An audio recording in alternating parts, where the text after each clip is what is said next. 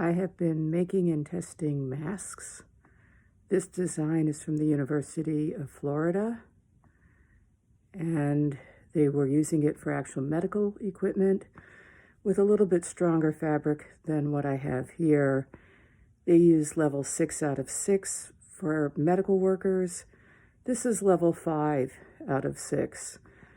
It's not quite as strong as 6, but for the average person out there, I think it should be just fine.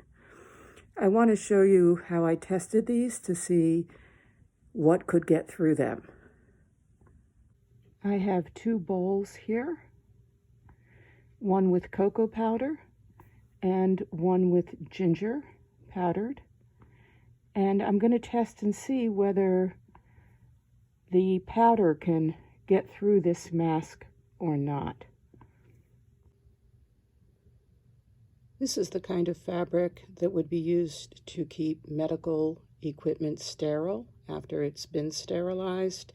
So it's not supposed to be permeable to germs and contaminants in the environment.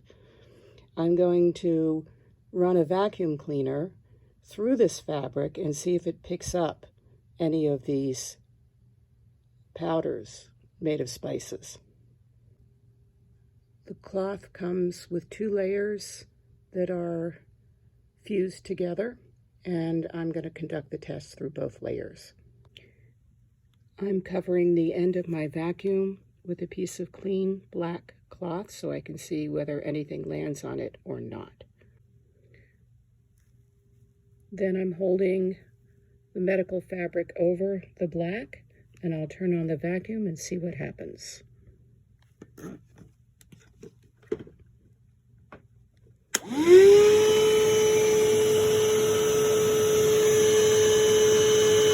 Okay. I dipped it right into the cocoa, and you can see that the cocoa adhered to the outside of the fabric. Let's see whether it got through. I see no cocoa on the other side of the fabric, and I see none on the cloth, but let's open it up just to be sure. Okay, no spot of cocoa on the fabric. It seems to be perfectly clean, at least with respect to cocoa dust. Okay, a little bit of lint on there anyway. All right, I'm going to try the same thing again with the ginger. A fresh piece of the medical fabric. I have my vacuum assembled again for the ginger.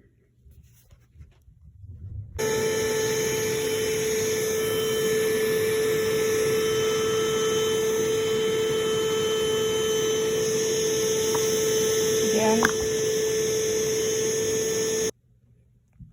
Just for fun, here's what it looks like without the medical fabric.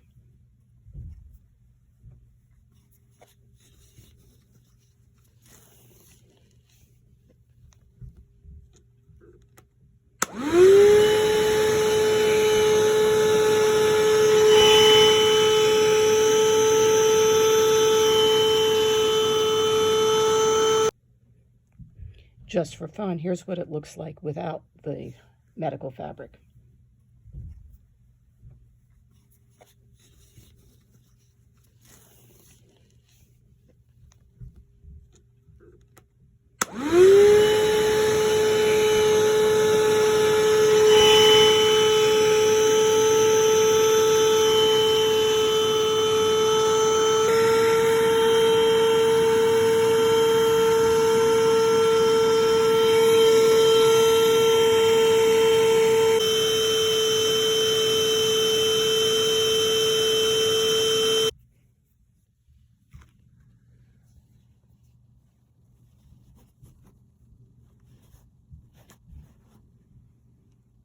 Okay, I don't see any ginger, even though it was thick on the other side of the medical fabric.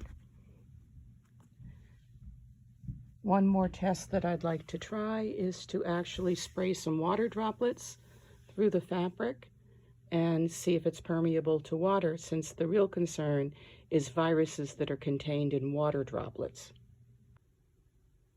I'm going to try this twice, once with a double layer. Well, I'll start with a single layer because if the water can't permeate a single layer, then I don't think we need to worry about it permeating a double layer. So I have a paper towel. My paper towel is not wet.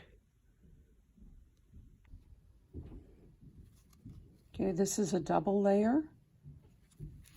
And the little house, because we're all staying in our homes, is a single layer. And I'm going to spritz them, which of course will have some force behind it because it's coming from a sprayer. So I'm guessing that sort of simulates what a sneeze might be like. And if it doesn't soak the paper towel too much, maybe we'll see the shapes behind them, indicating that the water did not go through. Sneeze, sneeze.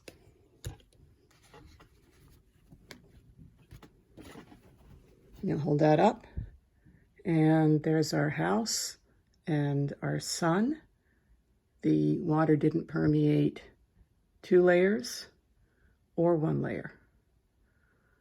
So I'm satisfied that this is going to make the best quality mask I can, and I'm going to follow the University of Florida hospital patterns to make them. I believe this is the version that worked the best in the fit tests.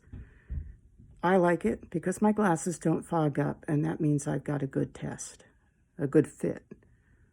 And it's more of a duckbill style.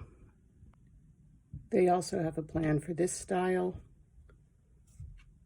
but I think the fit's better on the other one, in my opinion. But if you're just going out and about in your community, this one's fine, and it's easier to sew if you're not an expert.